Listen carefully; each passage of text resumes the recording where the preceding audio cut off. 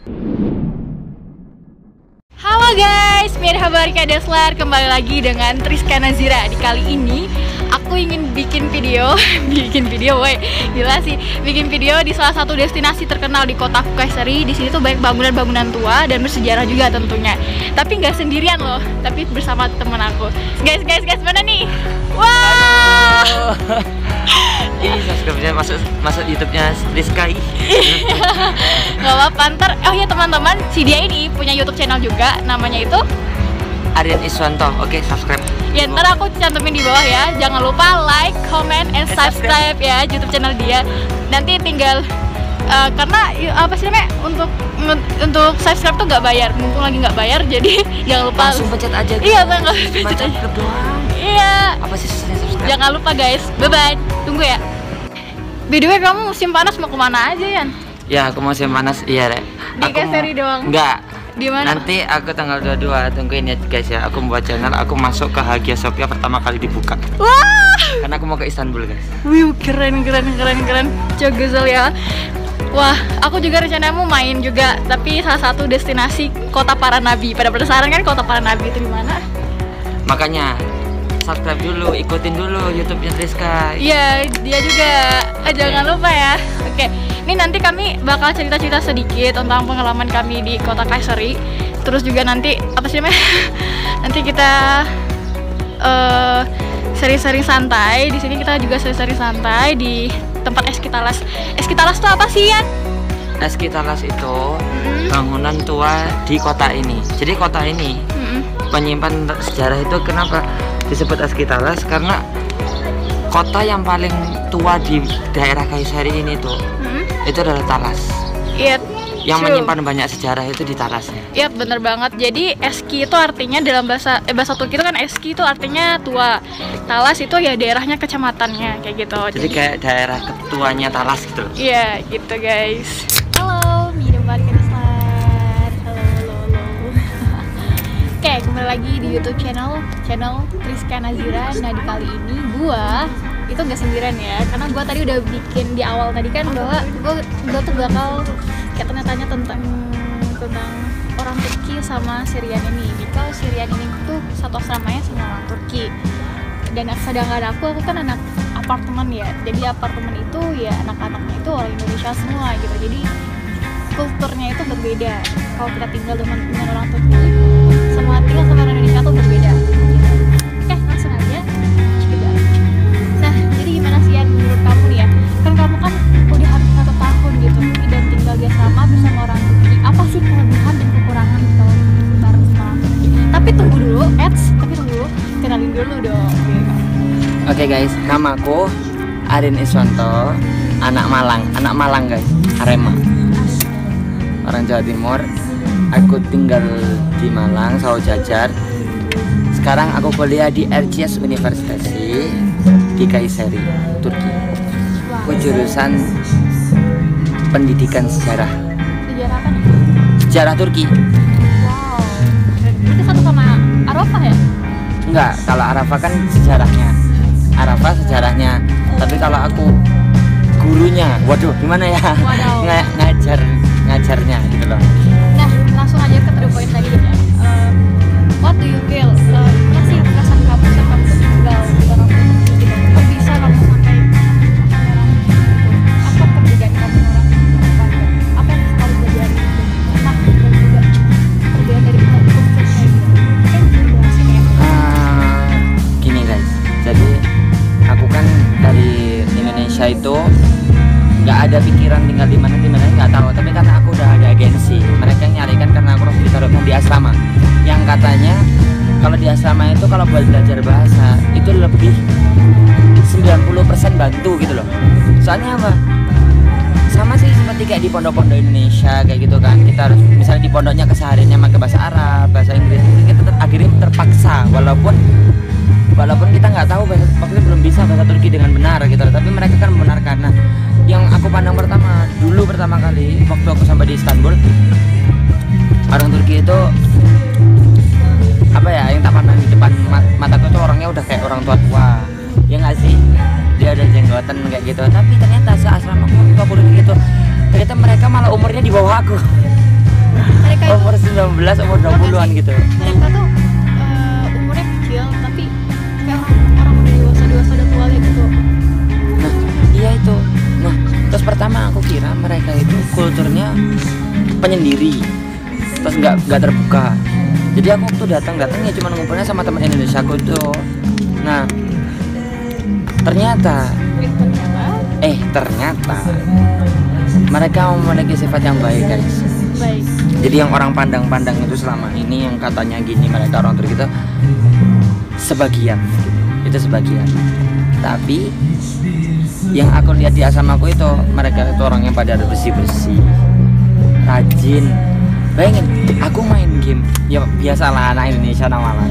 Ya aku kan suka main game Mobile Legends. Nah, mereka itu sering ngomenin aku, kamu itu sering main doang, sekali-kali baca buku.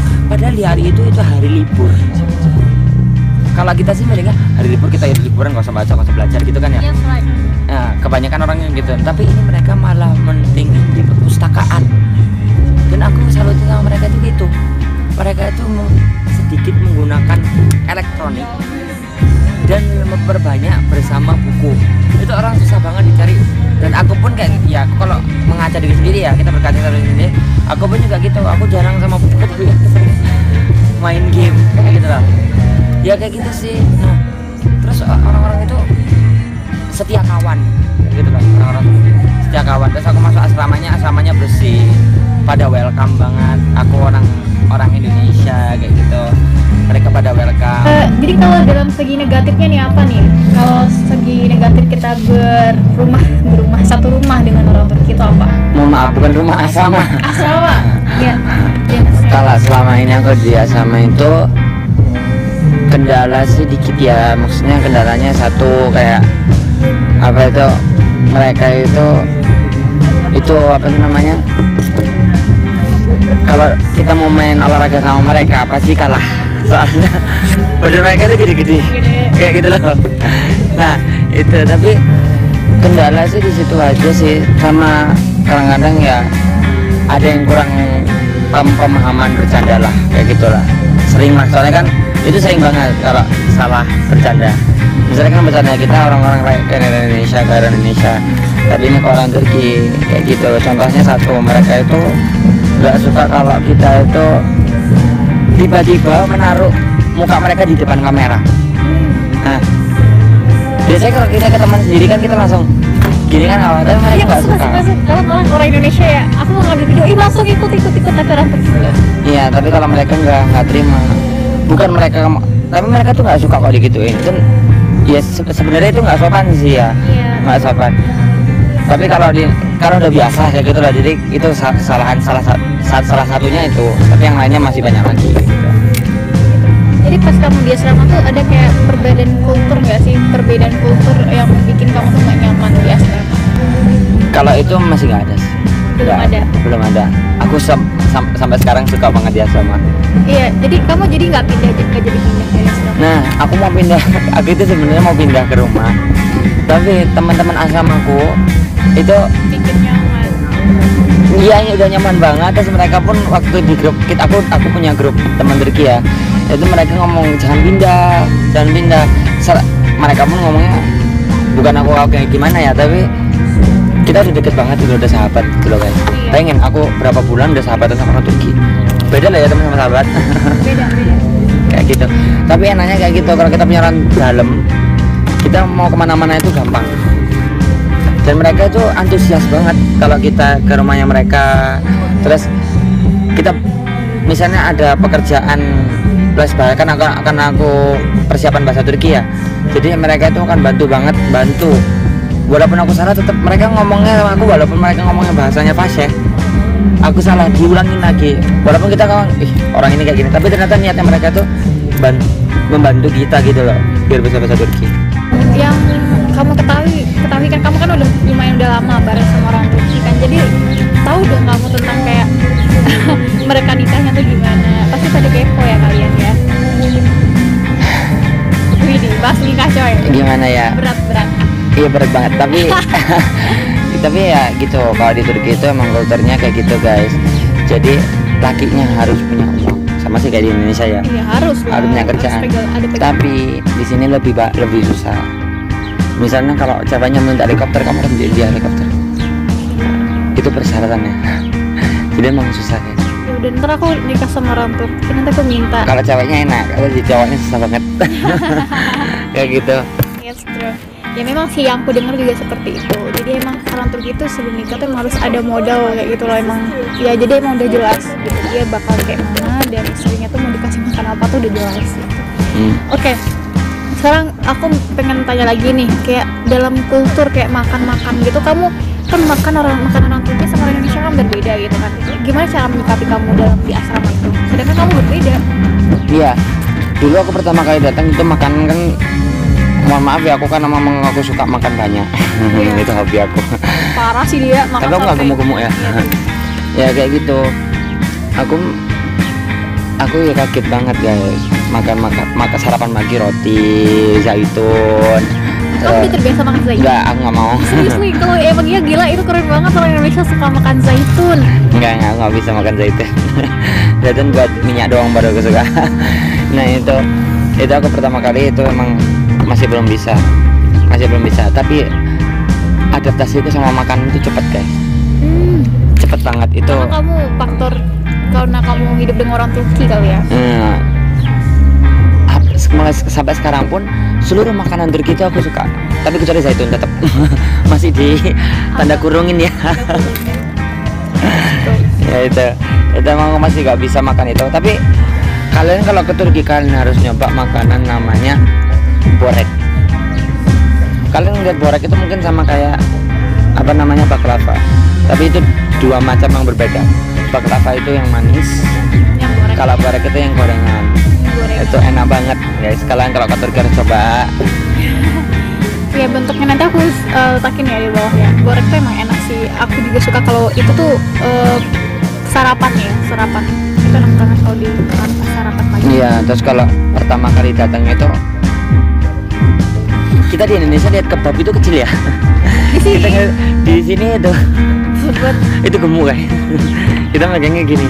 Dan itu udah auto kenyang. Karena apa? Kalau di Indonesia isinya mungkin cuma daging, apa sayur kecil gitu. Ini isinya udah daging banyak, ada kentangnya, ada ini. Oke, aku mau tanya lagi. Ada nggak sih hal yang kamu suka dari orang Turki? Hal yang nggak aku suka ini tuh ke orang Turki itu cuman dari sifatnya, atau dia suka ngegunjing kah, atau suka tidur malam? Enggak.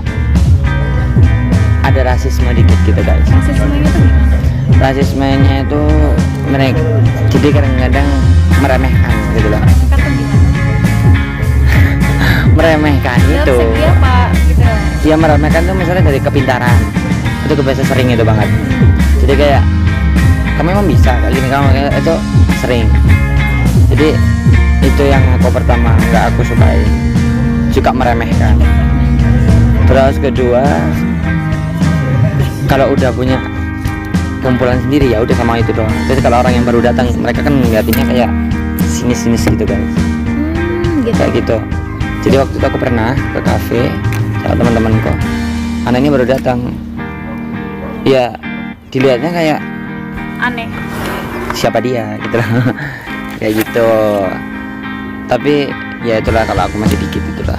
Tapi kalau lainnya udah, mereka udah sebenarnya mereka itu protek banget ya kalau ke temennya. Kalau ke temen itu mereka itu bantu apapun yang mereka bisa.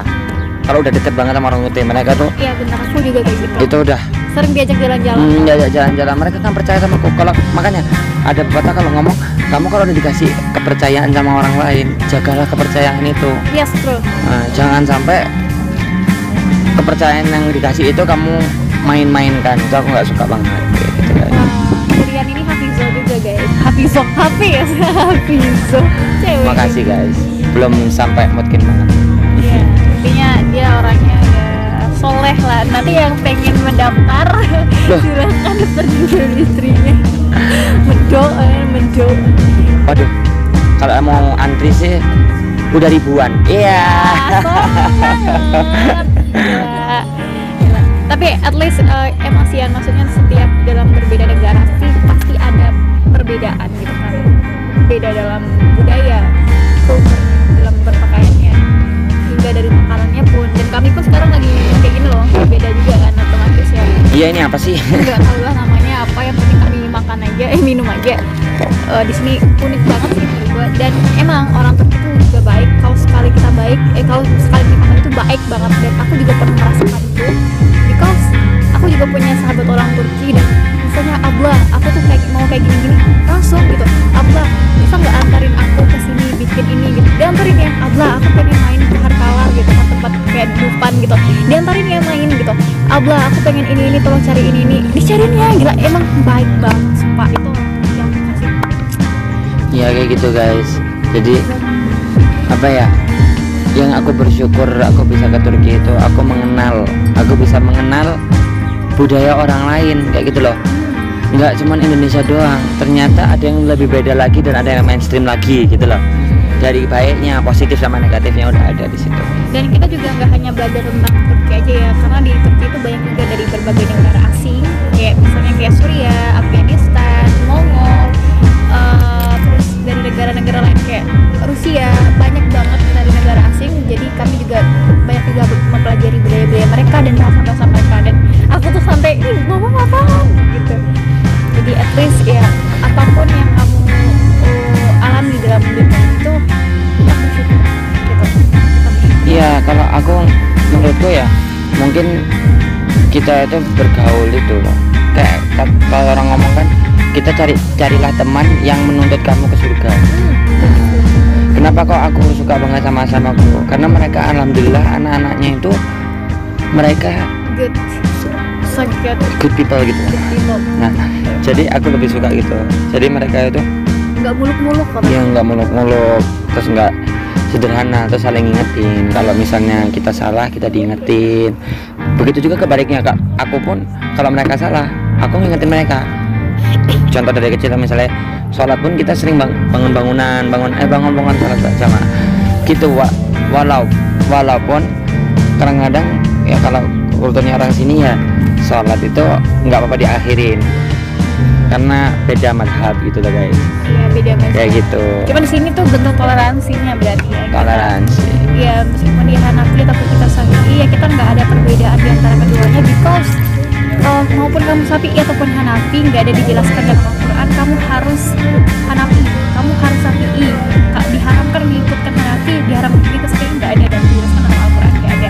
Intinya kita saling menghargai gitu, maupun mereka apa itu terserah mereka, dan kita juga nggak usah usik-usik itu, dan kita saling toleransi aja. Iya. Dan mereka itu protek banget tuh sama betul namanya orang Indonesia guys. Ya, kalau kalian tahu. Di Turki itu emang kamu dari mana, pas dari Indonesia gitu. Mereka tuh Itu mereka malah seneng banget. Open minded juga, dan mereka tuh juga dan excited juga dengan orang Indonesia. Berarti saudara kita guys. Terus mereka pun tanya kalau kita orang Muslim, pasti mereka nanya langsung nebaknya, kamu pasti orang Muslim kan? Karena apa? Indonesia kita terkenal mayoritas Muslim kayak gitu guys. Jadi mereka lebih seneng gitu loh kedatangan kayak gitu. Tapi kalau aku sering dibilang orang Syria loh. Misalnya kayak gini, Senara listen ya, kamu dari mana? Surian loh katanya. Langsung dibilang Surian, karena orang Surian tuh identik pakai cadar gitu. Tapi orang Surian di sini tuh mereka pakai cadar tuh cadar hitam, baju-baju mereka tuh kebanyakan tuh hitam. Kalau orang Indonesia tuh kayak gini nih, warna-warni gitu. Pinky, merah. Ini pertanyaan terakhir ya, dan terakhir guys. Terakhir, karena kita juga udah lama di sini, udah sorean juga. Iya. Aku pengen tanya, gimana sih kamu belajar di bahasa Turki di asrama tuh gimana sistemnya? Nah, itu yang harus kalian tahuin kalau kita pergi ke Turki ya. Bukan ke Turki aja sih, kalau ke setiap negara pun ya, yang bahasanya bukan bahasa Inggris gitu lah. Nah, jadi apa itu? Kalau aku usul pertama-tama kalian datang itu mending di asrama. Karena satu, di asrama membantu belajar bahasa kita. Gitu loh. Kadang-kadang orang pinter di teori ya. Teori. Tapi nggak pinter di praktek. Benar. Nah kan ya. Nah, kita tuh butuh praktek dan teori. Keduanya harus berkesinambungan, Iya. harus seimbang. Apalagi dia pinter sebenarnya orang yang pinter teori itu bisa dikalahkan sama orang yang Pintar praktek.